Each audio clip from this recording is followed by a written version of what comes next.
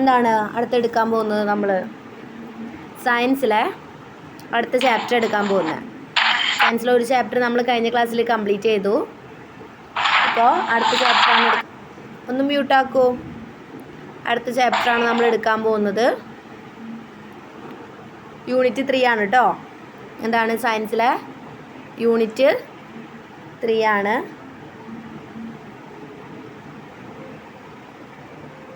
Science ആണ് കേട്ടോ. സയൻസിലെ 3ാമത്തെ ചാപ്റ്ററാണ് എടുക്കാൻ പോകുന്നത്. എന്താണ് 3ാമത്തെ chapter? Work, power and energy. എന്താണ്? Work, power and energy. എന്താണ് ചാപ്റ്ററിൽ നമ്മൾ പഠിക്കാൻ പോകുന്നത്? വർക്ക് എന്താണ്, പവർ എന്താണ്, എനർജി എന്താണ്? ഇതിനെക്കുറിച്ചാണ് നമ്മൾ ഈ ചാപ്റ്ററിൽ ഡിസ്കസ് ചെയ്യാൻ പോകുന്നത്. ഓക്കെ, എന്താ വരുന്നത്? ആദ്യത്തെ ടോപ്പിക് എന്താണ്? നമ്മൾ ചാപ്റ്ററിൻ്റെ പേര് പറഞ്ഞ പോലെ വർക്കാണ് വരുന്നത്. എന്താണ് work?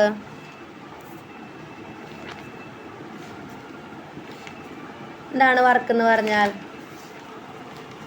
when a force acting on a body moves the body through a certain distance. എന്നാണ് പറഞ്ഞത്? when a force acting on a body, ഒരു ബോഡിയിൽ എന്താണ് ഫോഴ്സ് ആക്ട് ചെയ്യാണ്, അല്ലെങ്കിൽ ഫോഴ്സ് അപ്ലൈ ചെയ്ത് കൊടുക്കുകയാണ്. അപ്പോൾ എന്ത് സംഭവിക്കും? Moves the body through A certain distance. ഒരു സർട്ടേൺ ഡിസ്റ്റൻസിൽ, ഒരു ഡിസ്റ്റൻസിൽ ആ ബോഡിക്ക് എന്ത് സംഭവിക്കും? മൂവ്മെൻറ്റ് സംഭവിക്കും. അല്ലെങ്കിൽ എന്ത് സംഭവിക്കുന്ന പറയാം? ഒരു സ്ഥാനമാറ്റം സംഭവിക്കും അല്ലേ? നമ്മളൊരു ബോഡിയിൽ അല്ലെങ്കിൽ ഇപ്പോൾ ഒരാളെ നിർത്തിയിട്ട് നമ്മളൊന്ന് ഫോഴ്സ് കൊടുക്കുകയാണ്, അല്ലെങ്കിൽ ഒന്ന് ജസ്റ്റ് ഒന്ന് പിടിച്ച് തള്ളുകയാണ്. ആ തള്ളുന്നതും എന്താണ്? ഒരു ഫോഴ്സ് ആക്ട് ചെയ്ത് കൊടുക്കുന്നതിന് തുല്യമാണ്. എന്താണ്? ഒരാളെ പിടിച്ച് തള്ളാന്ന് പറഞ്ഞാൽ നമ്മളൊരു ഫോഴ്സ് അപ്ലൈ ചെയ്യുകയാണ് ആളുടെ ബോഡിയിൽ അല്ലേ? അപ്പം അങ്ങനെ ചെയ്യുമ്പോൾ എന്ത് സംഭവിക്കും? ആൾ നിന്നിടത്ത് നിന്ന് ആൾ കുറച്ചും കൂടി അങ്ങോട്ട് ബാക്കിലേക്ക് മാറും അല്ലേ? നമ്മൾ കൊടുത്ത ഫോഴ്സിനനുസരിച്ച് ആ ബോഡിക്ക് എന്ത് സംഭവിക്കും? മൂവ്മെൻറ്റ് സംഭവിക്കും, അതായത് സ്ഥാനമാറ്റം സംഭവിക്കും. അതിനെയാണ് നമ്മൾ എന്ത് പറയുക? വർക്ക് എന്ന് പറയുക. എന്താണ് വർക്ക്? പറഞ്ഞേ. when a force acting on a body moves the body through a certain distance. നമ്മളൊരു ഫോഴ്സ് ഒരു ബോഡിയിൽ അപ്ലൈ ചെയ്യുമ്പോൾ അല്ലെങ്കിൽ ആക്ട് ചെയ്യുമ്പോൾ എന്ത് സംഭവിക്കും? ആ ബോഡിക്ക് സ്ഥാനമാറ്റം സംഭവിക്കും, അല്ലെങ്കിൽ എന്ത് സംഭവിക്കും? മൂവ്മെൻറ്റ് സംഭവിക്കും അല്ലേ?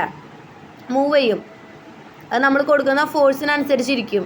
നമ്മൾ ഫോഴ്സ് കൊടുക്കുമ്പോൾ ആ ഫോഴ്സിന് അതേ ഡിസ്റ്റൻസിൽ എന്ത് സംഭവിക്കും? മൂവ്മെൻറ്റ് സംഭവിക്കും അല്ലേ? നമ്മളൊരാളെ പിടിച്ച് ബാക്കിലേക്ക് തള്ളുകയാണ്. ആ തള്ളുന്ന സമയത്ത് എന്ത് പറ്റുകയാണ്? നമ്മൾ ആ ഫോഴ്സ് കൊടുത്ത കാരണം ബാക്കിലേക്ക് ആൾക്ക് സ്ഥാനമാറ്റം സംഭവിക്കും അല്ലേ? അപ്പം അതിനാണ് എന്ത് പറയുക? വർക്ക് എന്ന് പറയുക. ഓക്കെ, ഞാനൊരു എക്സാമ്പിളാണ് പറഞ്ഞത്. ഒരാളുടെ മേത്ത് നമ്മൾ പിടിച്ച് തള്ളുന്നു എന്ന് പറഞ്ഞ ഒരു എക്സാമ്പിളാണ്. അതെന്ത് വേണമെങ്കിലും ആവാം. ഓക്കെ, അതായത് നമ്മളൊരു ബോഡിയിൽ ഫോഴ്സ് അപ്ലൈ ചെയ്യുമ്പോൾ ആ ബോഡിക്ക് വരുന്ന മൂവ്മെൻറ്റ്, ആ ബോഡി മൂവ് ചെയ്യും. അതിനെയാണ് നമ്മൾ എന്ത് പറയുക? വർക്ക് എന്ന് പറയുക. ഓക്കെ, ക്ലിയർ അല്ലേ? വർക്ക് എന്ന് പറഞ്ഞു കഴിഞ്ഞാൽ ഡെഫിനിഷൻ ക്ലിയർ അല്ലേ?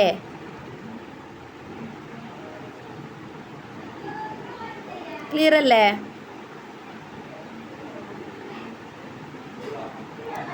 എന്തെങ്കിലും ഡൗട്ട് ഉണ്ടോ? എന്താരും ഒന്നും മിണ്ടുന്നില്ലല്ലോ.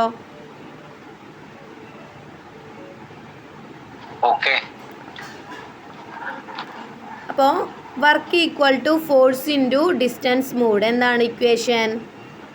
Work is equal to force into distance moved.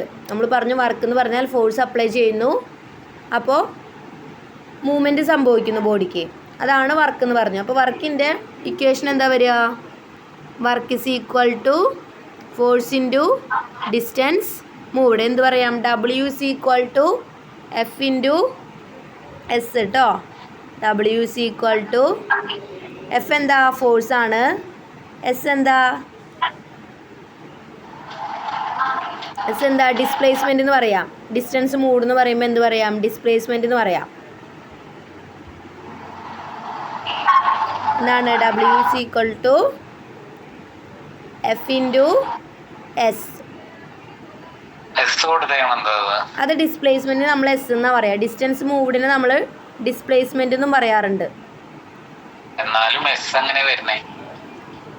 ഓരോന്നിനും ഓരോ ഇപ്പോൾ ഫോഴ്സിന് എഫ് എങ്ങനെ വരുന്നത്? നമ്മൾ ഇൻഡിക്കേറ്റ് ചെയ്യുന്ന ഒരു സൈൻ ഉണ്ടായിരിക്കും. ഫസ്റ്റ് ലെറ്റർ നല്ല രീതിയിലല്ല എഫ് വരുന്നത്. നമ്മൾ ഓരോന്നിനും ഓരോ വേർഡ് ഇൻഡിക്കേറ്റ് ചെയ്യുന്നുണ്ട്. മനസ്സിലായി? സെൻറ്റിമീറ്റർ എന്ന് പറയുമ്പോൾ CM നമ്മൾ പറയുന്നത് ഷോർട്ടാക്കി പറയുന്ന പോലെയാണ്. അതുപോലെ തന്നെയാണ് എന്ത് ഡിസ്പ്ലേസ്മെൻറ്റ് എന്ന് പറയുമ്പോൾ എസ് ആണ് ഇൻഡിക്കേറ്റ് ചെയ്യുക. ഇപ്പോൾ ഗ്രാവിറ്റേഷൻ ഫോഴ്സിന് നമ്മൾ G എന്ന് കൊടുക്കുന്നു.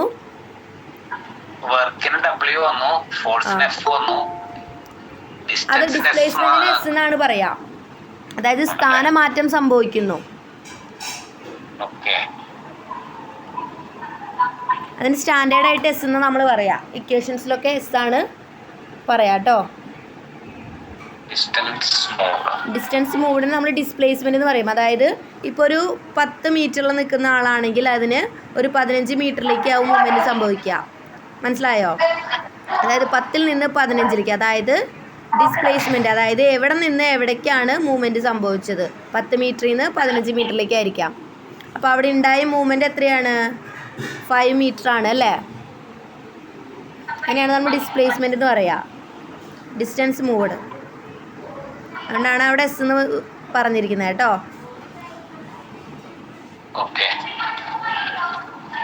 എന്നാണ് പിന്നെ പറയാനുള്ളത്. SI unit of force. ഫോഴ്സിൻ്റെ SI യൂണിറ്റ് എന്താ നമ്മൾ പറഞ്ഞേ? നമ്മൾ ഫസ്റ്റത്തെ ചാപ്റ്ററിൽ പഠിച്ചിട്ടുണ്ട്. ഫോഴ്സിൻ്റെ SI യൂണിറ്റ് എന്താ? ന്യൂട്ടൺ അല്ലേ? സയൻസിൻ്റെ ഫസ്റ്റ് ചാപ്റ്റർ തന്നെ എന്തായിരുന്നു? യൂണിറ്റ്സ് ആൻഡ് മെഷർമെൻറ്റ്സ് ആയിരുന്നു. അതിൽ നമ്മൾ ഒരുവിധം എല്ലാ യൂണിറ്റ്സിൻ്റെയും ഒരുവിധം എല്ലാ ക്വാണ്ടിറ്റിയുടെയും യൂണിറ്റ്സ് പഠിച്ചിട്ടുണ്ട്.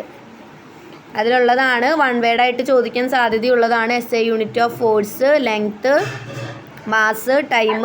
ഇതൊക്കെ SI യൂണിറ്റ് വൺ വേർഡായിട്ട് ചോദിക്കാം. Okay. SI unit of force എന്താ?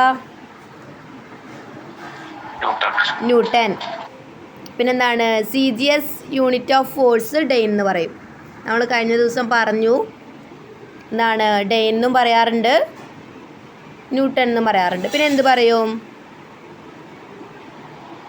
വർക്കിൻ്റെ SI യൂണിറ്റ് എന്താ? വർക്ക് എന്ന് പറയുമ്പോൾ അവിടെ എന്ത് വരും? ഫോഴ്സും വരുന്നുണ്ട്, ഡിസ്പ്ലേസ്മെൻറ്റും വരുന്നുണ്ട് അല്ലേ? അപ്പോൾ എന്താണ് SI unit of work? Joule or newton metre. ഫോഴ്സിൻ്റെ എന്താണ്? ന്യൂട്ടൺ ആണ്. ഡിസ്പ്ലേസ്മെൻറ്റിൻ്റെ മീറ്റർ ആണ്. അപ്പോൾ എന്താണ് വരുന്നത്? ന്യൂട്ടൺ മീറ്റർ എന്ന് പറയും. ഈ ന്യൂട്ടൺ മീറ്റർ തന്നെയാണ് എന്ത്? ജൂളും.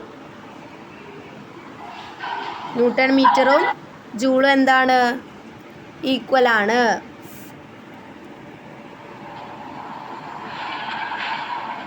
ഓക്കെ.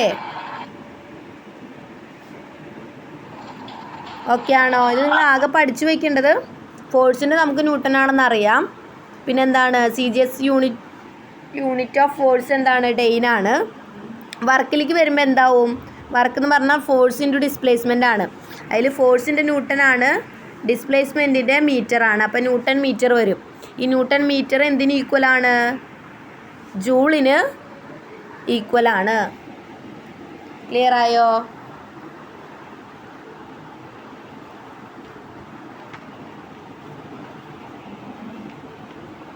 ക്ലിയർ ആയോ?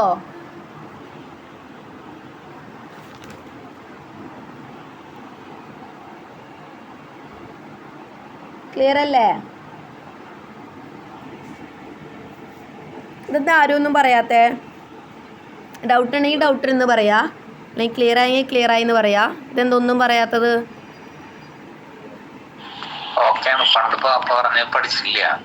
എന്താ? അതാണ് പറഞ്ഞ കണ്ടിന്യൂറ്റി ഇല്ലാത്തതിൻ്റെ പ്രശ്നമാണ് നിങ്ങൾക്ക് ചെറുതായിട്ട്. അതായത് ആദ്യം എടുത്ത യൂണിറ്റ് ആൻഡ് മെഷർമെൻറ്റ്സിൽ നമ്മൾ കറക്റ്റായിട്ട് പറയുന്നുണ്ട് യൂണിറ്റ്സുകൾ. ആ യൂണിറ്റ്സ് തന്നെയാണ് ഇവിടെയും റിപ്പീറ്റഡ് ആയിട്ട് വരുന്നത്. അപ്പോൾ ആ ചാപ്റ്റർ പഠിക്കാത്തതുകൊണ്ടുള്ള കണ്ടിന്യൂറ്റി ഇല്ലാത്തതിൻ്റെ പ്രശ്നമാണ്. അതുകൊണ്ടാണ് ഞാൻ ആദ്യമേ പറയാതെ ക്ലാസ്സിൽ കയറാൻ പറ്റില്ലെങ്കിൽ തന്നെ റെക്കോർഡ് ക്ലാസ് കേൾക്കുമ്പോൾ കുറച്ചൊരു ചെറിയൊരു ഐഡിയ ഉണ്ടാവും. അപ്പോൾ ഫ്രീ ആയിരിക്കുമ്പോൾ റെക്കോർഡ് ക്ലാസ് കേൾക്കാം കേട്ടോ. അപ്പോൾ നിങ്ങൾക്ക് ഇനിയുള്ളത് ഒരു ഐഡിയ ഇല്ലാണ്ട് പോകും. ഓക്കെ, ഡൗട്ടുള്ളത് എന്താണെന്ന് വെച്ച് കഴിഞ്ഞാൽ ക്ലാസ് കേൾക്കിട്ട് ഡൗട്ട് ഉണ്ടെങ്കിൽ എൻ്റെ അടുത്ത് ചോദിച്ചോളൂ, ക്ലിയർ ചെയ്ത് തരാം. അല്ലെങ്കിൽ ഓഫ്ലൈൻ ക്ലാസ്സിന് വരുമ്പോൾ ചോദിക്കുക, ക്ലിയർ ചെയ്ത് തരാം. ഓക്കെ, എന്താണ് അടുത്തത് വരുന്നത്? അപ്പോൾ വർക്കിൻ്റെ കേസിൽ നമുക്ക് ഇത്രയേ വരുന്നുള്ളൂ. ഡെഫിനിഷൻ നമ്മൾ പഠിച്ചു, ഇക്വേഷൻ പഠിച്ചു, യൂണിറ്റ് പഠിച്ചു. ഇത്രയാണ് നമുക്ക് എന്ത് വരുന്നത്? പ്രോബ്ലം ഉണ്ട്, ചെറിയ രീതിയിലുള്ള ചെറിയ പ്രോബ്ലംസ് വരുന്നുള്ളൂ. ഓക്കെ, ഇത്രയാണ് വർക്കിനിൽ നമുക്ക് വരുന്നത്. എന്താണ്? Definition, equation and unit. എന്താണ് ഡെഫിനിഷൻ പറഞ്ഞത്? When A force acting on A body moves the body through A certain distance. മലയാളത്തിൽ എന്ത് പറയാം? ഒരു ബോഡിയിൽ ഫോഴ്സ് കൊടുക്കുമ്പോൾ ആ ബോഡിക്ക് സംഭവിക്കുന്ന സ്ഥാനമാറ്റത്തെയാണ് നമ്മൾ എന്ത് പറയുക? വർക്ക് എന്ന് പറയാം. ഓക്കെ, ഒരു ബോഡിയിൽ ഫോഴ്സ് കൊടുക്കുമ്പോൾ ആ ബോഡിക്കുണ്ടാവുന്ന ചലനം എന്ന് പറയാം, അല്ലെങ്കിൽ എന്താണ് സ്ഥാനമാറ്റം എന്ന് പറയാം. അതിനെയാണ് എന്ത് പറയുക? വർക്ക് എന്ന് പറയുന്നത്. വർക്കിൻ്റെ equation work is equal to force into distance moved.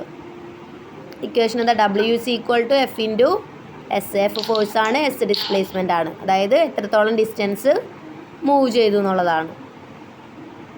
Unit പറഞ്ഞു, ന്യൂട്ടനാണ്. വർക്കിൻ്റെ യൂണിറ്റ് പറഞ്ഞു, ന്യൂട്ടൺ മീറ്റർ ആണ്. പിന്നെന്ത് പറയാം? അല്ലെങ്കിൽ ജൂൾ എന്നും പറയാം. ക്ലിയർ അല്ലേ അവിടം വരെ? അടുത്ത എന്താണ് വരുന്നത്? പവർ. എന്താണ് പവർ? എന്താ പവർ വരുന്നത്? Power is defined as the rate of doing work or work done per unit time. എന്താണ്? Work is defined as the rate of doing work. എത്രത്തോളം വർക്ക് ചെയ്യുന്നുണ്ട് അതിനെയാണ് നമ്മൾ എന്ത് പറയുക? പവർ എന്ന് പറയുക. അതായത് work done per unit time. ഒരു യൂണിറ്റ് ടൈമിൽ ഇപ്പോൾ നമുക്ക് സ്പെസിഫൈ ചെയ്ത ഒരു യൂണിറ്റ് ടൈം എടുക്കാം. ഒരു യൂണിറ്റ് ടൈം ഇപ്പോൾ ഇത്ര സെക്കൻഡിലായിരിക്കാം, അല്ലെങ്കിൽ ഇത്ര മിനിറ്റിലായിരിക്കാം. സാധാരണ സെക്കൻഡിലാണ് പറയുക, ഇത്ര സെക്കൻഡിൽ അല്ലെങ്കിൽ ഒരു മിനിറ്റിൽ ഒരു യൂണിറ്റ് ടൈമാണ് അത് നമ്മൾ ഡിഫൈൻ ചെയ്യുന്ന ഒരു യൂണിറ്റ് ടൈം. ആ ടൈമിൽ എത്രത്തോളം വർക്ക് നമുക്ക് ചെയ്യാൻ പറ്റുന്നുണ്ട് അതിനെയാണ് നമ്മൾ എന്ത് പറയുക? പവർ. നമ്മൾ പറയില്ലേ, നമ്മൾ ഭയങ്കര പവർഫുള്ളാന്ന് പറയില്ലേ? അതെന്തുകൊണ്ടാണ് പറയുന്നത്? ഇത്ര ടൈമിനുള്ളിൽ നമ്മൾ ഇത്രത്തോളം വർക്ക് ചെയ്യുന്നുണ്ട്. ക്ലിയർ ആയോ? Work done per unit time. ഒരു യൂണിറ്റ് ടൈമിൽ നമ്മൾ എത്രത്തോളം വർക്ക് ചെയ്യുന്നുണ്ട് അതിനെയാണ് നമ്മൾ എന്ത് പറയുക? പവർ എന്ന് പറയുക. സിമ്പിളായിട്ടുള്ള ഡെഫിനിഷനാണ്. മനസ്സിലാക്കിയാൽ തന്നെ നമുക്ക് അതിൻ്റെ ഡെഫിനിഷൻ പറയാൻ പറ്റും. എന്താണ്? നമ്മൾ എത്രത്തോളം വർക്ക് ചെയ്യുന്നു അതിനെയാണ് നമ്മൾ എന്ത് പറയുക? പവർ എന്ന് പറയാം.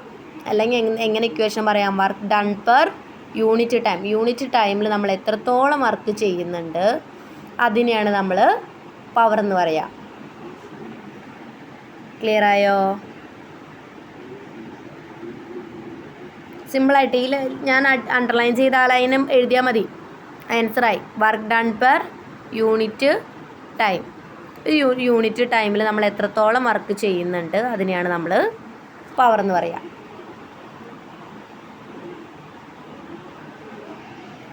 ഓക്കെ ആണോ? ഓക്കെ അല്ലേ?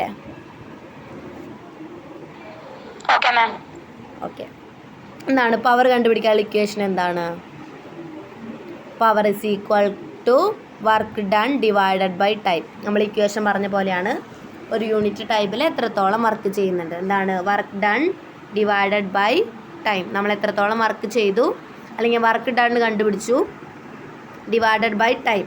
അപ്പോൾ നമുക്ക് വർക്ക് കണ്ടുപിടിക്കാനുള്ള ഇക്വേഷൻ അറിയാം. F ഇൻറ്റു എസ് ആണ് വർക്ക് കണ്ടുപിടിക്കാനുള്ളത്. അപ്പോൾ ഈ ഇക്വേഷൻ നമുക്ക് എങ്ങനെയും കൂടി എഴുതാം.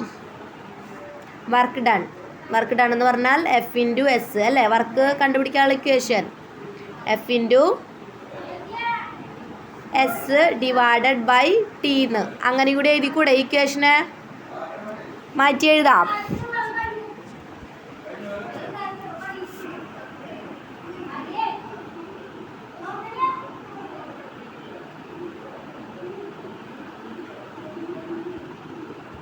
എങ്ങനെ എഴുതാം ഈക്വേഷന്?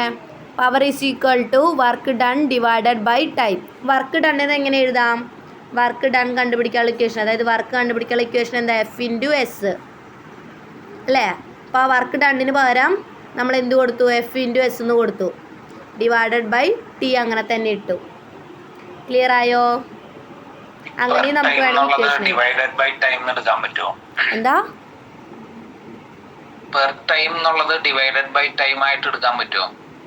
അതാണ് പെർ എന്ന് പറയുന്നത്. എന്താണ്? നമ്മൾ അത്രയും ടൈമിൽ എടുക്കുന്നതാണ്, അതായത് ആ ടൈമിൽ എത്രത്തോളം വർക്ക് ചെയ്യുന്നു എന്നുള്ളതാണ്. മനസ്സിലായോ? അതിനാണ് നമ്മൾ ഡിവൈഡഡ് ബൈ എന്ന് പറയുന്നത്. അത് പെറിനെ എടുക്കുന്ന, അതായത് ഡിവൈഡഡ് ബൈന് നമ്മൾ അങ്ങനെ പറയാം പെർ. അതായത് 60 കിലോമീറ്റർ പെർ ഹവർ എന്നല്ല പറയാം. അതെന്തുകൊണ്ടാണ് പറയുന്നത്? ഒരു ഹവറിൽ 60 കിലോമീറ്റർ പോകുന്നു. അതുപോലെ തന്നെയാണ് ഇവിടെ ഒരു മിനിറ്റിൽ അല്ലെങ്കിൽ ഇത്ര സെക്കൻഡിൽ ഇത്ര വർക്ക് ചെയ്യുന്നു. ക്ലിയർ ആയോ? നമ്മൾ ദൂരം പറയുമ്പോൾ അല്ലെങ്കിൽ സ്പീഡ് പറയാം, ദൂരമല്ല സ്പീഡ് പറയുമ്പോൾ എങ്ങനെയാണ്? ഇപ്പോൾ 60 കിലോമീറ്റർ പെർ ഹവറാണ് സ്പീഡിലാണ് നമ്മൾ പോയിക്കൊണ്ടിരിക്കുന്നത്. വാഹനത്തിൽ നമ്മളൊരു കാറിൽ പോവാണ്, 60 കിലോമീറ്റർ പെർ ഹവറിലാണ് പോയിക്കൊണ്ടിരിക്കുന്നത്. അതിൻ്റെ അർത്ഥം എന്താ? ഒരു ഹവറിൽ എത്രത്തോളം പോകുന്നുണ്ട്? 60 കിലോമീറ്റർ. അതുപോലെ തന്നെയാണ് ഇവിടെ പവറിൻ്റെ കേസിലും വരുന്നത്. അതായത് യൂണിറ്റ് ടൈമിൽ, അതായത് ഒരു മിനിറ്റ് ആയിരിക്കാം, ഒരു മിനിറ്റ് ടൈമിൽ നമ്മൾ എത്രത്തോളം വർക്ക് ചെയ്യുന്നുണ്ട്. ക്ലിയർ ആയോ?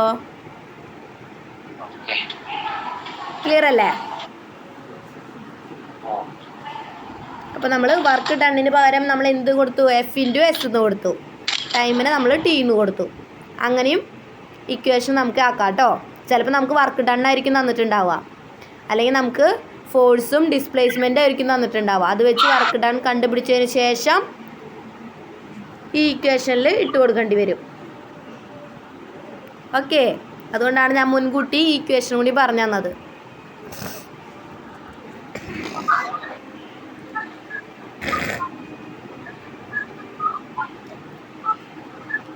ക്ലിയർ അല്ലേ? എന്താ ക്ലിയർ അല്ലേ?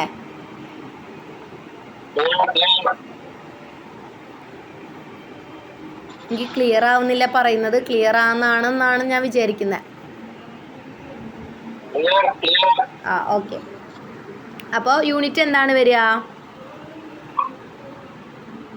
നമ്മൾ പറഞ്ഞു വർക്ക് ഡണ്ണിൻ്റെ യൂണിറ്റ് എന്താ? ജൂളാന്ന് പറഞ്ഞു. പിന്നെ എന്ത് വേണം? Joule per second. ടൈമും കൂടി ഇല്ലേ? അപ്പോൾ എന്തായിരിക്കും യൂണിറ്റ് വരിക? Joule per second. ടൈമിൻ്റെ യൂണിറ്റ് നമ്മൾ സെക്കൻഡിലാണ് പറയുക. അപ്പോൾ ജൂൾ പെർ സെക്കൻഡ്. ഓർ എന്ത് പറയാം? വാട്ടെന്നും കൂടി പറയാം. എന്താണ്?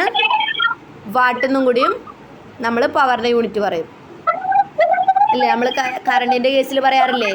ഇത്ര വാട്ട് പവറാണ്. ക്ലിയർ ആയോ? ക്ലിയർ ആവണം നമുക്ക്. അതായത് സിമ്പിളായിട്ടുള്ള ഡെഫിനിഷൻസ് ആണ് പറഞ്ഞു തരുന്നത്. ഇക്വേഷൻസൊക്കെ അതേപോലെ തന്നെ പഠിച്ചു വെക്കണം. ഇക്വേഷൻസ് പഠിക്കാതെ എക്സാമിന് പോകരുത്. അതായത് ആ ഡെഫിനിഷനിൽ തന്നെ അതായത് ഇക്വേഷൻസ് നമുക്ക് പഠിക്കാനായിട്ട് സിമ്പിളാണ്. അതായത് ആ ഡെഫിനിഷൻ പഠിച്ചാൽ തന്നെ അതിൽ ഇക്വേഷൻ ഉണ്ട്. എന്താണ്? Work done per unit time. Work ഡണ്ണും ഉണ്ട്, ടൈമും ഉണ്ട്. ആ ടൈമിൽ എത്രത്തോളം വർക്ക് നമ്മൾ എടുക്കുന്നു അതിനെയാണ് നമ്മൾ പവർ എന്ന് പറയാം. ക്ലിയർ അല്ലേ? യൂണിറ്റും നമ്മൾ നേരത്തെ വർക്കിൻ്റെ പറഞ്ഞു. അതുപോലെ തന്നെ പവറിൻ്റെയും എന്തറിയണം? ഡെഫിനിഷൻ അറിയണം. നിങ്ങളിപ്പോൾ power is defined as the rate of doing work എന്ന് എഴുതിയില്ലെങ്കിലും എന്തെഴുതിയാൽ മതി? Work done per unit time. ഒരു യൂണിറ്റ് ടൈമിൽ എത്രത്തോളം വർക്ക് ചെയ്യുന്നു അതിനാണ് നമ്മൾ എന്ത് പറയുക?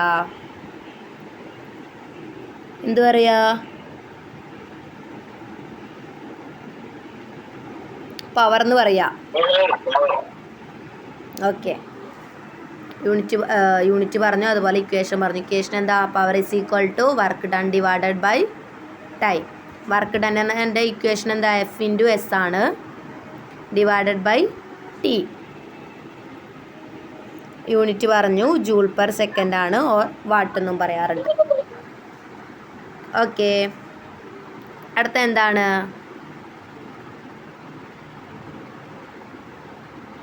എനർജി. എന്താ energy? Energy is the capacity to do work. ഒരു വർക്ക് ചെയ്യാനുള്ള കപ്പാസിറ്റീനാണ് നമ്മൾ എന്ത് പറയുക? എനർജി എന്ന് പറയുക. എന്താണ് പറയുക? ഒരു വർക്ക് ചെയ്യാനുള്ള കപ്പാസിറ്റീനാണ് നമ്മൾ എന്ത് പറയുക? എനർജി എന്ന് പറയുക.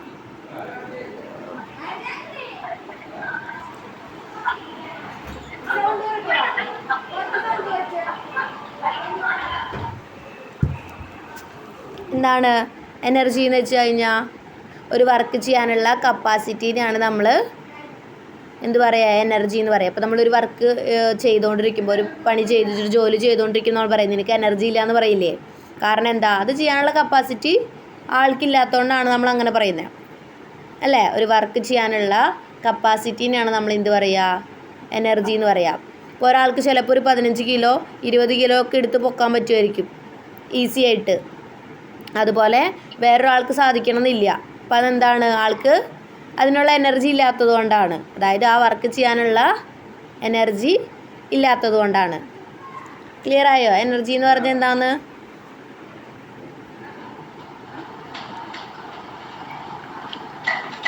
ക്ലിയർ ആണോ? എനർജിയുടെ യൂണിറ്റ് എന്താണ്? It's unit is joule. ഇതിൻ്റെയും യൂണിറ്റ് എന്താണ് വരിക? ജൂൾ. എനർജിയുടെ യൂണിറ്റ് നമ്മൾ പഠിച്ചിട്ടുണ്ട്.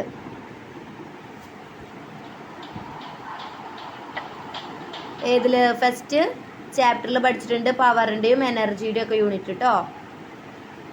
ഒരു ടേബിളാക്കി ക്വാണ്ടിറ്റി, യൂണിറ്റ്സ്, അതിൻ്റെ സിമ്പിൾ അടക്കം നമ്മൾ പറഞ്ഞിട്ടുണ്ട്. അതിലുണ്ട്.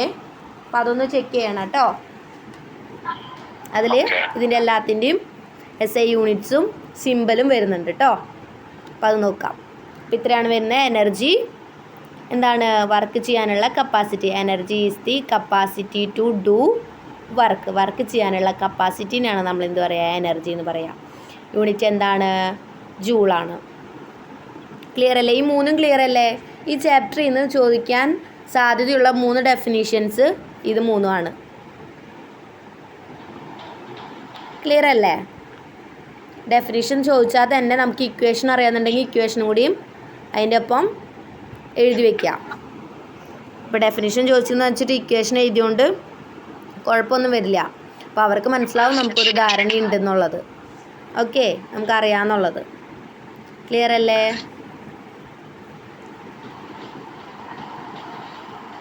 ക്ലിയർ അല്ലേ? 3 കാര്യം: വർക്ക്, പവർ, എനർജി. ഈ പാഠത്തിൽ ചാപ്റ്ററിൽ അതാണ് ഏറ്റവും കൂടുതൽ പഠിക്കാനുള്ളത്. ക്ലിയർ ആണെന്ന് വിചാരിക്കണു. അടുത്ത പോർഷൻ എന്താണ്? Different forms of energy. ഏതൊക്കെ ഫോംസ് അറിയാം എനർജിയുടെ? ഏതൊക്കെ ഫോംസ് നമ്മൾ നോർമലി പറയാറുള്ളത്? മെക്കാനിക്കൽ എനർജി പറയാറുണ്ട് ഇല്ലേ? മെക്കാനിക്കൽ എനർജി പറയാറില്ലേ? മെക്കാനിക്കൽ എനർജി ഉണ്ട്, ഹീറ്റ് എനർജി ഉണ്ട്, സൗണ്ട് എനർജി ഉണ്ട്, ലൈറ്റ് എനർജി ഉണ്ട്, ഇലക്ട്രിക്കൽ എനർജി ഉണ്ട്, കെമിക്കൽ എനർജി ഉണ്ട്. ഇത്രയൊക്കെയാണ് നമ്മൾ നോർമലി ഉള്ള. പിന്നെ ഒരെണ്ണം കൂടി ഉണ്ട്, ആറ്റോമിക് എനർജി എന്നൊക്കെ പറയാം. അതായത് ജസ്റ്റ് പറഞ്ഞു തരുന്നുള്ളൂ എനർജി ഫോംസ്. എനർജി ഇതിൻ്റെയൊക്കെ ഫോംസിൽ നമ്മൾ എന്ത് ചെയ്യും? ഒന്നിനെ മറ്റൊന്നിലേക്ക് കൺവേർട്ട് ചെയ്യും അല്ലേ? ഇലക്ട്രിക്കൽ എനർജി നമ്മൾ മെക്കാനിക്കൽ എനർജി ആക്കാറില്ലേ? അതായത് ഇലക്ട്രിസിറ്റി യൂസ് ചെയ്തിട്ട് നമ്മൾ ഒരു മെഷീൻ പ്രവർത്തിപ്പിക്കുക. അതെന്താണ് വരിക? ഇലക്ട്രിക്കൽ എനർജീനെ നമ്മൾ മെക്കാനിക്കൽ എനർജിയിലേക്ക് കൺവേർട്ട് ചെയ്യാണ് അല്ലേ? അത്രയൊന്നും നിങ്ങൾക്ക് പഠിക്കാനൊന്നുമില്ല. ഞാൻ ജസ്റ്റ് ഇത്രയൊക്കെയാണ് എനർജി പറഞ്ഞതുകൊണ്ട് എനർജിയുടെ കുറച്ച് ഫോമുകൾ പറഞ്ഞു എന്നുള്ളൂ. ചിലപ്പോൾ നിങ്ങൾക്ക് എക്സാമ്പിൾ ചോദിക്കാം. Energy forms, different types of energy ഫോംസിന് എക്സാമ്പിൾ ചോദിക്കാം. ഏതൊക്കെയാണ്? മെക്കാനിക്കൽ എനർജി അറിയാം, ഹീറ്റ് എനർജി എന്താ? അതായത് ഇലക്ട്രിക്കൽ എനർജി നമ്മൾ എന്ത് എനർജിയിലേക്ക് കൺവേർട്ട് ചെയ്യാണ്? Mechanical energy. അതായത് ഇലക്ട്രിസിറ്റി നമ്മൾ ഒരു മെഷീൻ പ്രവർത്തിക്കാൻ വേണ്ടി യൂസ് ചെയ്യുമ്പോൾ അവിടെ എങ്ങനെയാണ് എനർജിയുടെ ഫോർമേഷൻ സംഭവിക്കുന്നത്? എനർജീനെ ഒന്നിൽ നിന്ന് മറ്റൊന്നിലേക്ക് ആക്കുകയാണ്. ഇലക്ട്രിക്കൽ എനർജീനെ നമ്മൾ മെക്കാനിക്കൽ എനർജിയിലേക്ക് ആക്കുകയാണ്. ചെറിയ ക്ലാസ്സിലൊക്കെ പഠിച്ചിട്ടുണ്ടാവേണ്ടതാണിത്. നിങ്ങൾക്ക് അതൊന്നും ഇവിടെ പഠിക്കാനില്ല. ഞാൻ എനർജി എടുത്തത് കൊണ്ട് ഒരു ഡിഫറെൻറ്റ് ഫോംസ് ഇതൊക്കെയാണെന്നുള്ളത് കാണിച്ചു എന്നുള്ളൂ കേട്ടോ. എങ്ങാനും എക്സാമ്പിളൊക്കെ ചോദിച്ചു കഴിഞ്ഞാൽ എനർജി ഫോംസിന് എക്സാമ്പിൾ നിങ്ങളുടെ മൈൻഡിലേക്ക് വരണം. Mechanical energy, heat energy, sound energy, light energy, electrical energy, chemical energy. Okay, സിലബസിലുള്ളതല്ല, അഡീഷണലായിട്ട് തന്നിട്ടുള്ളതാണ് കേട്ടോ. പക്ഷെ എന്ന് വെച്ചിട്ട് വിട്ട് കളയരുത്, മൈൻഡിൽ വയ്ക്കാനുള്ളതാണ്.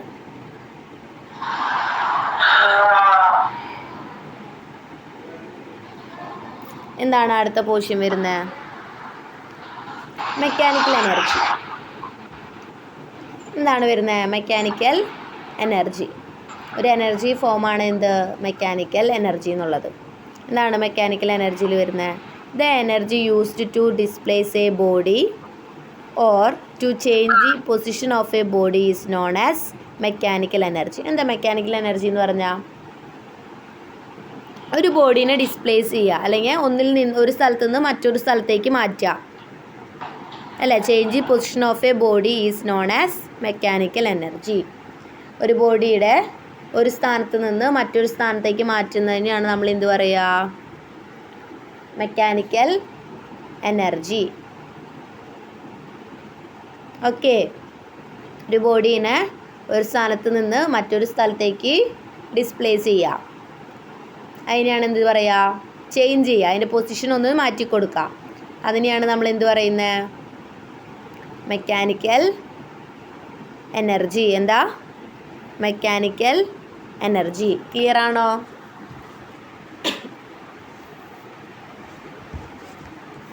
The energy used to displace a body, അതായത് ഒരു ബോഡീനെ ഡിസ്പ്ലേസ് ചെയ്യാൻ വേണ്ടിയിട്ട് യൂസ് ചെയ്ത എനർജി. അത്ര പറഞ്ഞാൽ മതി.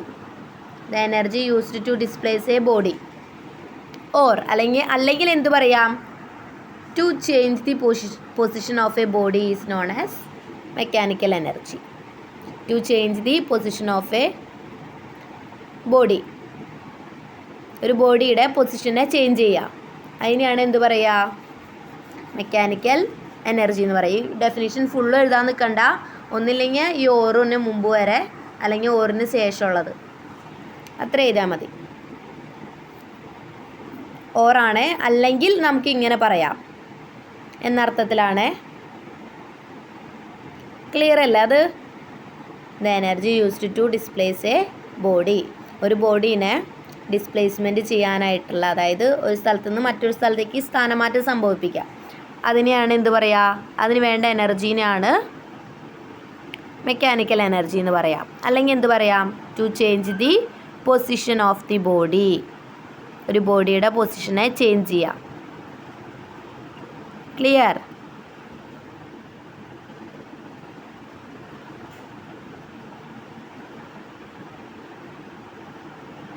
ക്ലിയർ?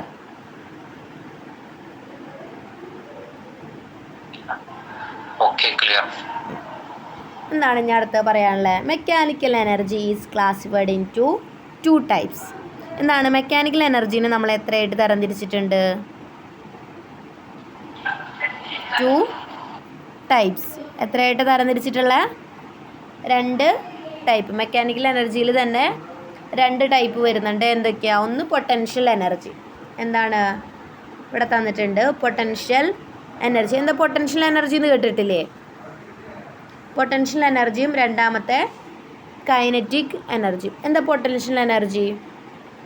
ചെറിയ ക്ലാസ്സിലൊക്കെ കേട്ടിട്ടുള്ളതാണ്. പൊട്ടൻഷ്യൽ എനർജിയും കൈനറ്റിക് എനർജി.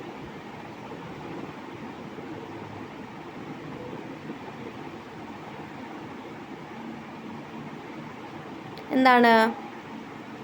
അറിയില്ല, ഓർമ്മ കിട്ടുന്നില്ല. ഡീഫോർമേഷൻ സംഭവിക്കുമ്പോൾ എനർജി അല്ലേ? പറയുന്നത് കേൾക്ക്. the energy possessed by a body by virtue of its position. ആ പൊസിഷനിൽ, അതായത് അതിൻ്റെ ആ ഇപ്പോൾ പൊസിഷനിൽ കിടന്നുകൊണ്ട് അതിന് സംഭവിക്കുന്ന സ്ട്രെയിൻ, അതിനെയാണ് നമ്മൾ എന്ത് പറയുക?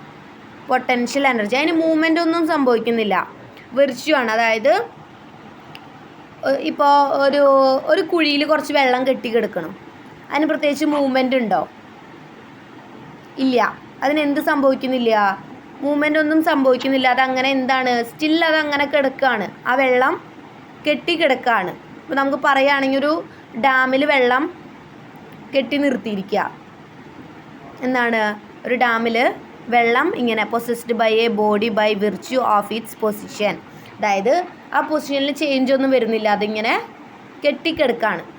അതിൽ വേറെ ഫോഴ്സ് ഒന്നും അപ്ലൈ ചെയ്യാത്തത് കൊണ്ട് എന്താണ്? അതങ്ങനെ കെട്ടി കിടക്കാണ്. അപ്പോൾ ഉണ്ടാവുന്നത്, അതായത് due to state of strain, അതെന്താണ്? അങ്ങനെ കിടക്കുന്ന ആ സ്റ്റേറ്റിൽ, അതായത് ആ അവസ്ഥയിൽ അത് കിടക്കുമ്പോൾ ഉള്ള എനർജീനെയാണ് നമ്മൾ എന്ത് പറയുക? Potential energy. ആ എനർജീനെയാണ് നമ്മൾ എന്ത് പറയുക? Potential energy. അതിനൊന്നും സംഭവിക്കുന്നില്ല, അതായത് അങ്ങനെ കെട്ടിക്കിടക്കുകയാണ്. നമ്മൾ റോഡിലൊക്കെ കെട്ടിക്കിടക്കുന്ന വെള്ളം എന്താണ്? അതിന് മെയിനായിട്ടുള്ള എക്സാമ്പിൾ ഇത് തന്നെയാണ്. അതായത് റോഡ് സൈഡിൽ അല്ലെങ്കിൽ റോഡിൽ നിലത്ത് കുറച്ച് ഒരു കുഴിയിൽ ഒരു വെള്ളം കുറച്ച് വെള്ളം അങ്ങനെ കെട്ടിക്കിടക്കുക എന്താണ്? അതിന് പ്രത്യേകിച്ച് മൂവ്മെൻ്റ് ഒന്നും സംഭവിക്കുന്നില്ല.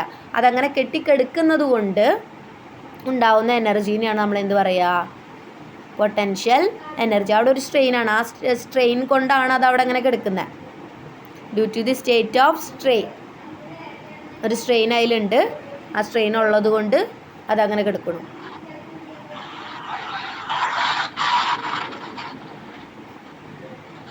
Okay. The energy possessed by a body by virtue of its position. അതിൻ്റെ പൊസിഷൻ കൊണ്ട് അതിന് സംഭവിക്കുന്ന എനർജി, അതാണ് എന്താണ് പൊസിഷൻ? അതിന് മൂവ്മെൻറ്റ്സ് ഒന്നും സംഭവിക്കാതെ കിടക്കുകയാണ്. ഡ്യൂ ടു, അല്ലെങ്കിൽ എന്ത് പറയാം? Due to state of strain is called potential energy. State of strain, അതായത് അവിടെ അങ്ങനെ ആ സ്റ്റേറ്റിൽ, അതായത് ഒരു മൂവ്മെൻറ്റ് സംഭവിക്കാത്ത ആ സ്റ്റേറ്റിൽ എന്താണ്? ഒരു സ്ട്രെയിൻ എടുത്ത് അതങ്ങനെ കിടക്കുകയാണ്, മൂവ്മെൻ്റ് ഒന്നും സംഭവിക്കാൻ പറ്റാതെ അതിൻ്റെ ഉള്ളിൽ കിടക്കുകയാണ്.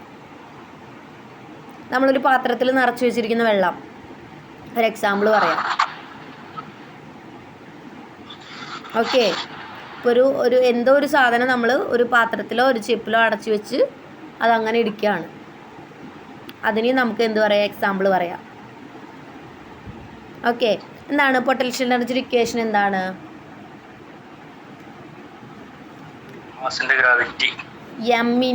mgh എന്ന് പറയും. എന്താണ്? എം മാസ്, ജി എന്താണ്? ഗ്രാവിറ്റേഷണൽ ഫോഴ്സ്, എച്ച് എന്താണ്? ഹൈറ്റ്, അല്ലെങ്കിൽ അതിൻ്റെ എന്താണ് പറയുക? ഹൈറ്റ്, എത്രത്തോളം ഹൈറ്റിലാണെന്ന്. എന്താണ്? എം മാസാണ്, ജി എന്താണ്? ഗ്രാവിറ്റേഷണൽ ഫോഴ്സ്, എച്ച് എന്താണ്? Height. Okay. M G H, M into G into H.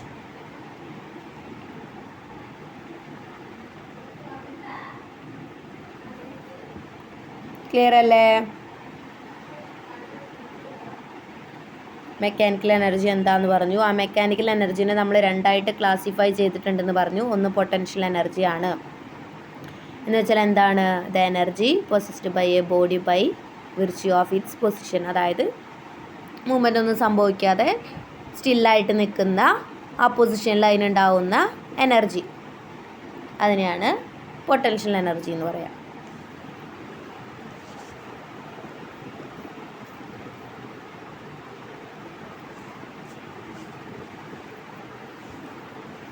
Okay. Equation പറഞ്ഞു. Potential energy is equal to mgh. അടുത്ത എന്താണ് വരുന്നത്? Kinetic energy. എന്തായിരിക്കും അപ്പോൾ കൈനറ്റിക് എനർജി എന്ന് പറഞ്ഞാൽ? The energy possessed by the body by virtue of its motion is called kinetic energy. ഇവിടെ എന്ത് സംഭവിക്കുന്നുണ്ട്? മോഷൻ എന്ന് വെച്ച് കഴിഞ്ഞാൽ ചലനം. ആ ചലനം സംഭവിക്കുന്നത് കൊണ്ടുള്ള എനർജി അതിനെന്ത് പറയാം? Kinetic energy. ഒരു എക്സാമ്പിളായിട്ട് നമ്മൾ പറയാം, ഈ ഡാമിൽ നിന്ന് വരുന്ന വെള്ളം പെൻസ്റ്റോക്ക് പൈപ്പിലൂടെ വരികയാണ്. അപ്പോൾ ആ പെൻസ്റ്റോക്ക് പൈപ്പിലൂടെ വരുമ്പോൾ എന്താ സംഭവിക്കുന്നത്? അത് വെച്ച് ടർബൈൻ കറങ്ങുക അല്ലേ? അതായത് ആ വസ്തുവിൻ്റെ മൂവ്മെൻറ്റ് കൊണ്ട് സംഭവിക്കുന്ന എനർജിയാണത് അല്ലേ? ഒരു ഡാമിലെ പെൻസ്റ്റോക്ക് പൈപ്പിലൂടെയാണ് അത്രയും ഫോഴ്സിലാണ് എന്ത് വരിക? ആ വെള്ളം വരിക. അപ്പോൾ ആ വെള്ളത്തിന് മൂവ്മെൻറ്റ് ഉണ്ട് അല്ലേ? അല്ലെങ്കിൽ അതിന് മോഷൻ സംഭവിക്കുന്നുണ്ട്. ആ മോഷൻ കാരണമാണ് നമുക്ക് എന്ത് സംഭവിക്കുന്നത്? അവിടെ എനർജി ഉണ്ടാകുന്നത്. അതായത് ടർബൈൻ കറങ്ങുന്ന എനർജി. അങ്ങനെ ടർബൈൻ കറക്കിയിട്ടല്ലേ നമ്മൾ ഇലക്ട്രിസിറ്റി ഉണ്ടാക്കുന്നത്. അതായത് ഇലക്ട്രിക്കൽ എനർജി ആയിട്ട് അതിനെ കൺവേർട്ട് ചെയ്യുന്നത്. അപ്പോൾ അവിടെ എന്ത് സംഭവിക്കുന്നുണ്ട്?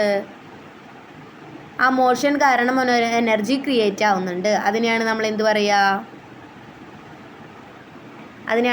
പറയുക?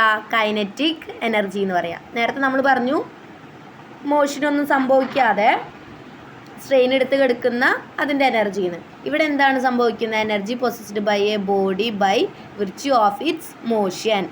അതായത് ആ മോഷനിൽ ആ വസ്തുവിന് എന്ത് സംഭവിക്കുകയാണ്? ഒരു മോഷൻ സംഭവിക്കുകയാണ്.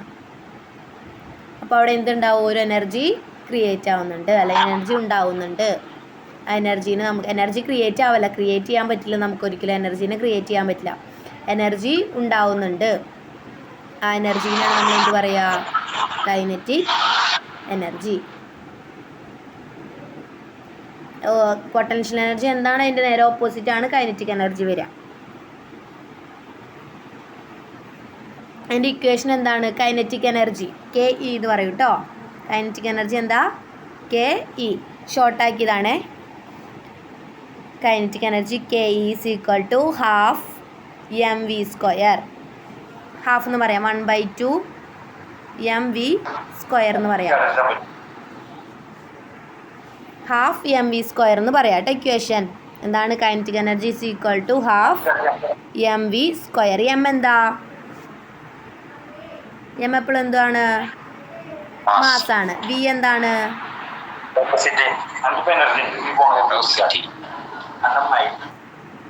വെലോസിറ്റി. എന്താ? വി എന്താ? വെലോസിറ്റിയുടെ സ്ക്വയർ. അതായത് അവിടെ ഒരു മൂവ്മെൻറ്റ് സംഭവിക്കുന്നുണ്ട്, അതുകൊണ്ടാണ് അവിടെ വെലോസിറ്റി വന്നത്. ഓക്കെ, ക്ലിയർ ആണോ? തുടക്കം തൊട്ട് പറയാം. അതായത് നമ്മൾ ആദ്യം വർക്ക് എന്താണെന്ന് പറഞ്ഞു. എന്താണ് വർക്ക്? നമ്മളൊരു ബോഡിയിൽ ഫോഴ്സ് അപ്ലൈ ചെയ്യുമ്പോൾ, ഫോഴ്സ് കൊടുക്കുമ്പോൾ ആ ബോഡിക്ക് ഉണ്ടാവുന്ന ഡിസ്പ്ലേസ്മെൻറ്റ് അല്ലെങ്കിൽ സ്ഥാനം മാറുന്നു. അതിനെയാണ് നമ്മൾ എന്ത് പറയുക? വർക്ക് എന്ന് പറയുക. ഇക്വേഷൻ എന്ത് പറഞ്ഞു?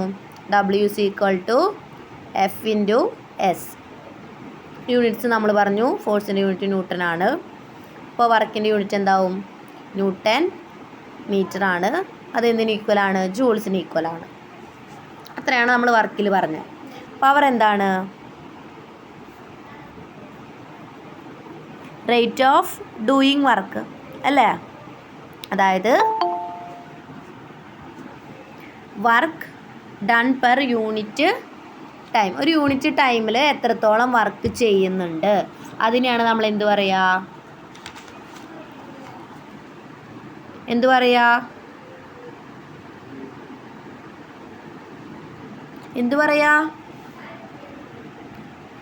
യൂണിറ്റ് ടൈമിൽ ചെയ്യുന്ന വർക്ക് ഡണ്ണിന് നമ്മൾ എന്താ പറയുക? പവർ. അതായത് ഒരു യൂണിറ്റ് ടൈമിൽ നമ്മൾ എത്രത്തോളം വർക്ക് ചെയ്യുന്നുണ്ട് അതിനെയാണ് നമ്മൾ പവർ എന്ന് പറയാം. ഇക്വേഷൻ എന്താണ്?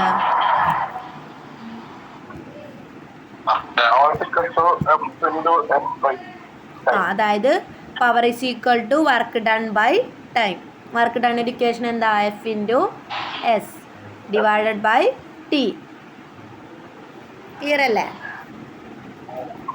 എന്താണ് അടുത്തത്? യൂണിറ്റ് ഓഫ് പവർ എന്താണ്? ജൂൾ പെർ സെക്കൻഡ് എന്ന് പറയും, വാട്ട് എന്ന് പറയും. ഓക്കെ, അടുത്ത എന്താണ്? എനർജി. എനർജി എന്താണ്? ഒരു വർക്ക് ചെയ്യാനുള്ള കപ്പാസിറ്റീനെയാണ് നമ്മൾ എനർജി എന്ന് പറയുക. അപ്പം ഞാൻ നേരത്തെ എക്സാമ്പിൾ പറഞ്ഞത് ആലോചിക്കുക. എനർജി എന്ന് പറയുമ്പോൾ എന്താണ്? ഒരാൾക്കൊരു 20 കിലോ സിമ്പിളായിട്ട് പുൾ ചെയ്യാനുള്ള എനർജി ഉണ്ടായിരിക്കും, പക്ഷെ മറ്റാൾക്ക് അതില്ല, മറ്റാൾക്ക് അത് ചെയ്യാനുള്ള കപ്പാസിറ്റി ഇല്ല. അപ്പം അതിനർത്ഥം എന്താ? എനർജി കുറവാണ്. ഒരു വർക്ക് ചെയ്യാനുള്ള കപ്പാസിറ്റീനെയാണ് നമ്മൾ എനർജി എന്ന് പറയാം. ഓക്കെ, യൂണിറ്റ് നമ്മൾ പറഞ്ഞു ജൂൾസ് ആണ്. അടുത്തത് ഡിഫറെൻറ്റ് ടൈപ്പ് ഓഫ് എനർജിയുടെ ഫോംസ് ആണ്. എന്താണ്? Mechanical energy, heat energy, sound energy, light energy, electrical energy, chemical energy. ഇതൊക്കെയാണ് എന്ത് വരുന്നത്? Different forms of energies.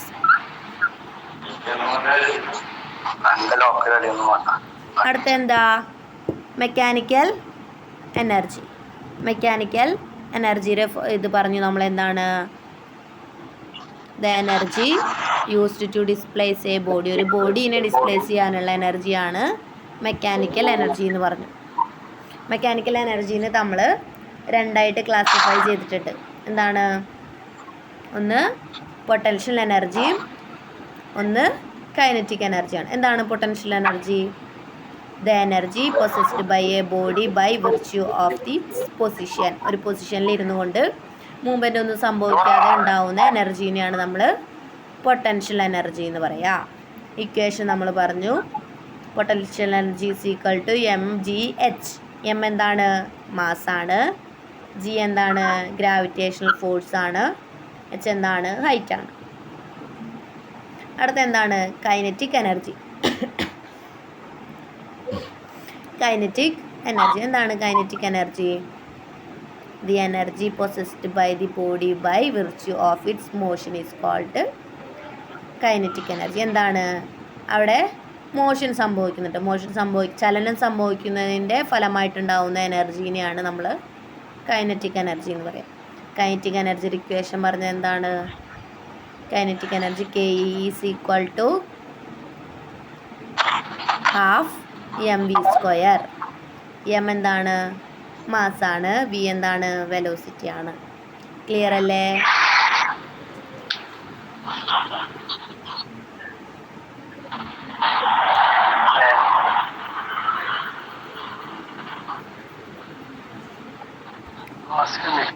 അടുത്ത പൊസിഷൻ എന്താണ്? Law of conservation of energy. എന്താണ്? Law of conservation of energy. Echo ഉണ്ടോ?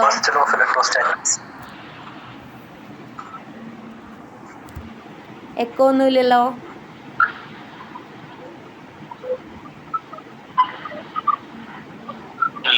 ആ, എന്താണ് ലോ ഓഫ് കൺസർവേഷൻ ഓഫ് എനർജിയിൽ പറയുന്നത്? എനർജിയുടെ ലോ എന്താണ്? എനർജിയുടെ ലോയിൽ പറയുന്നത് 2 പോയിൻ്റാണ് പറയുന്നത്. ഫസ്റ്റ് പോയിൻ്റ് എന്താണ്? Energy can neither be created or nor destroyed. എന്താണ്? എനർജി നമുക്ക് ക്രിയേറ്റ് ചെയ്യാനും ഉണ്ടാക്കാനും പറ്റില്ല, അതിനെ നശിപ്പിക്കാനും നമുക്ക് സാധിക്കില്ല. ഒന്ന് മ്യൂട്ടാക്കൂ. Energy can neither be created nor destroyed. അതായത് നമുക്ക് എനർജീനെ ക്രിയേറ്റ് ചെയ്യാനായിട്ട് പറ്റില്ല, പിന്നെ എന്ത് ചെയ്യാനും പറ്റില്ല? നശിപ്പിക്കാനും നമുക്ക് പറ്റില്ല. അതൊരു ലോയാണ്. സെക്കൻഡ് ലോ എന്താണ്? Energy can be transferred from to another form but the total energy remains the same. എന്താണ് പറയുന്നത്? എനർജീനെ നമുക്ക് ഉണ്ടാക്കാനും പറ്റില്ല, നശിപ്പിക്കാനും പറ്റില്ല എന്ന് പറഞ്ഞു. പക്ഷെ എന്ത് ചെയ്യാം? ഒരു ഫോമിൽ നിന്ന് മറ്റൊരു ഫോമിലേക്ക് കൺവേർട്ട് ചെയ്യാം. അതാണ് ഞാൻ നേരത്തെ പറഞ്ഞത്. ഇലക്ട്രിക്കൽ എനർജി നമ്മൾ മെക്കാനിക്കൽ എനർജി ആയിട്ട് യൂസ് ചെയ്യുന്നുണ്ട് ഇല്ലേ? From one form to another. ഒരു ഫോമിൽ നിന്ന് മറ്റൊരു ഫോമിലേക്ക് കൺവേർട്ട് ചെയ്യാൻ പറ്റും അല്ലേ? ഞാൻ പറഞ്ഞ പോലെ ഇലക്ട്രിക്കൽ എനർജി നമ്മൾ മെക്കാനിക്കൽ എനർജി ആയിട്ട് യൂസ് ചെയ്യുന്നുണ്ട് അല്ലേ? അങ്ങനെ യൂസ് ചെയ്യാം. അതിലെന്താ കണ്ടീഷൻ എന്താണ്? But the total energy remains the same. എനർജിയിൽ ചേഞ്ച് വരുന്നില്ല. ഒരു ഫോമിൽ നിന്ന് മറ്റൊരു ഫോമിലേക്ക് ആക്കുമ്പോഴും ആ ടോട്ടൽ എനർജിയിൽ വ്യത്യാസം വരുന്നില്ല. ഓക്കെ ആണോ?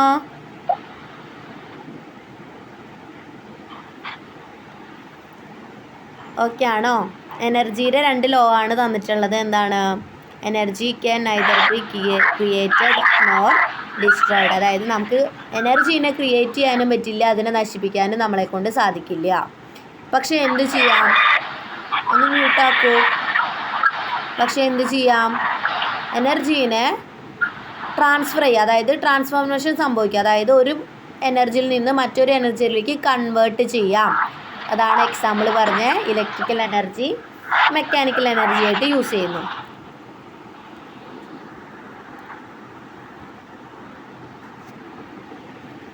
ഇലക്ട്രിക്കൽ എനർജി മെക്കാനിക്കൽ എനർജി ആയിട്ട് യൂസ് ചെയ്യുന്നു. എനർജി ഒരു ഫോമിൽ നിന്ന് മറ്റൊരു ഫോമിലേക്ക് കൺവേർട്ട് ചെയ്യുന്നു. കണ്ടീഷൻ എന്താണ് അതിൻ്റെ? Energy remains the same. എനർജിയിൽ മാറ്റം വരുന്നില്ല.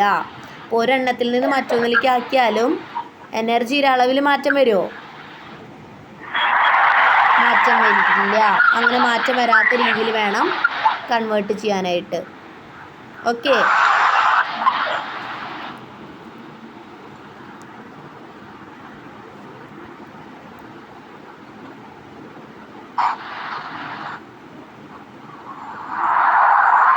ഒന്ന് മ്യൂട്ടാക്കൂ. ആരാണ്? സൗണ്ട് വരുന്നുണ്ടല്ലോ.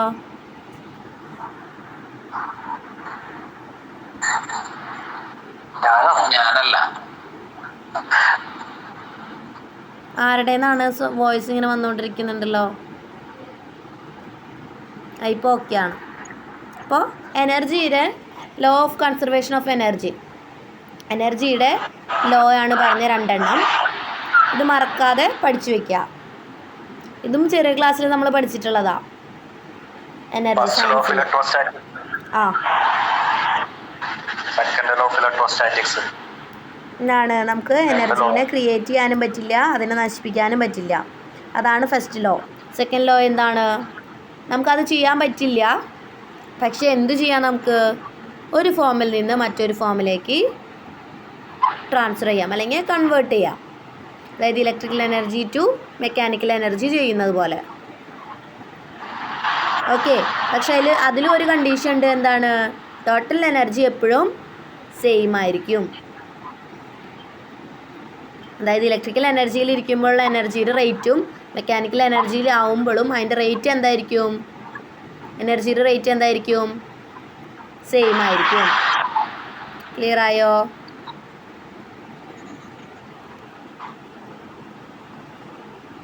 അടുത്തത് പ്രോബ്ലം ആണ് വരുന്നത്. പ്രോബ്ലം ചെയ്യണോ? ഒന്ന്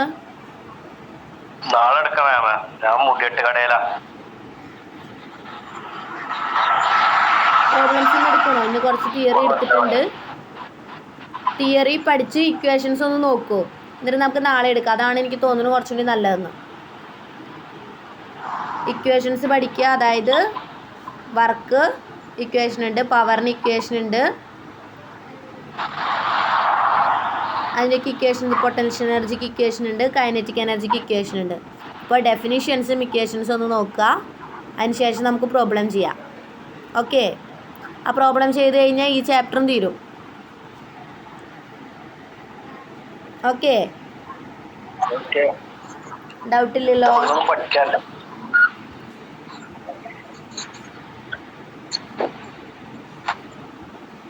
ഡൗട്ടില്ലല്ലോ?